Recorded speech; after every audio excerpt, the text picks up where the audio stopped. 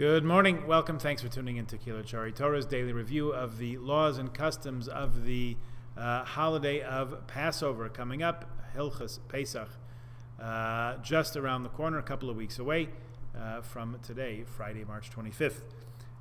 We are back to our old friend Kitzur Shulchan Aruch to remind us, refresh our memories as to how exactly to prepare for and conduct the Seder. Under preparation, this is Siman Kuf Yud Ches, chapter 118, if you'd like to follow along in the book. Remember, this is the Kitzur, the abbreviated, brief version of Shulchan Aruch.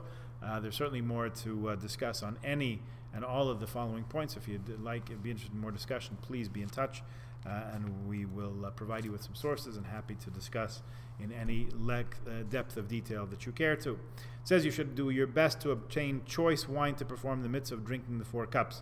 If red wine is available, that is the same quality as white wine, and the kashrus is as reliable as white wine, then the red wine is preferred for the 4 cups. We have verses from the Torah, from Proverbs, other places that suggest that indeed red wine is more desirable. In addition, because it reminds us of the blood which flowed when Pharaoh slaughtered innocent Jewish children, he says in backward and ignorant countries where people make slanderous accusations, Jews refrain from using red wine on Pesach. Hopefully, thankfully, hopefully that's not our case anymore, not our situation. At least in the lands where we live, those things are not even in people's consciousness anymore. As far as obtaining wine, you have many wonderful opportunities to do that in Toronto, through the LCBO, through any of the wine shops, the kosher wine shops around town.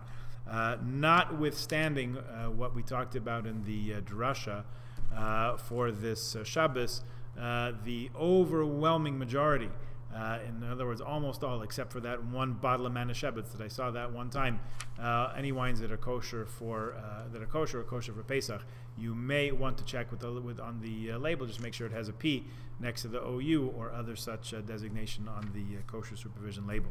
So anyway, you have lots of opportunity to get nice wines, as nice, fancy, and expensive, or inexpensive as you like. It's good to buy a wine that you like, that you enjoy, that's tasty, because it is preferable to drink the whole cup than to just sip it. We want to drink a certain amount, rov kos if possible, the majority of the cups. So we'll have to talk about what size cups to use. If you can drink the entire cup for each of the 4 cups, hine matov. That's great. Of course, we should mention that for those who do not tolerate wine for any reason, the alcohol in the wine, there are delicious, bubbly and non-bubbly grape juices available from some of those same kosher stores and also from the kosher grocery stores. So if at all possible to obtain wine or grape juice to use for the 4 cups, that is the choicest way to do the mitzvah. Okay, next point. For the first dipping, which is called karpas, many people follow the custom of using parsley, but it is better to use celery, he says, which tastes good when raw. Best of all is to use radishes. Number of choices here. People use Belgian endive because they find it easier to check for bugs. We do have to make sure that if a particular vegetable is susceptible to infestation, it should be checked. We don't want to eat bugs as any time, certainly not as part of our mitzvah of the Seder. Other people use onions, other people use potatoes, whatever you use in your family, as long as the bracha is borei peri ha'adama, you're in good shape. Okay, we'll leave it there for today. We'll talk about how to prepare maror tomorrow. Please join us then.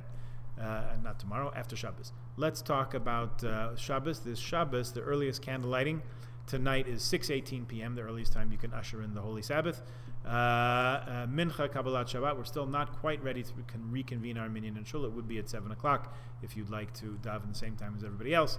And candle lighting is 7:18 p.m.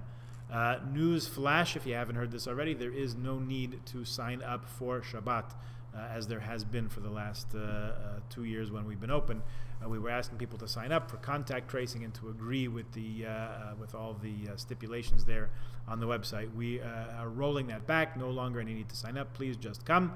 We're overjoyed to see you. We begin at 10 o'clock. We're still having an abbreviated service for another couple of weeks. We will change that back to normal before Pesach, hopefully also. Shabbos concludes at 8:21 tomorrow evening. Zoom Havdalah. You have the link in your email, 8:31 p.m. Have a wonderful Shabbos and a good rest of your day.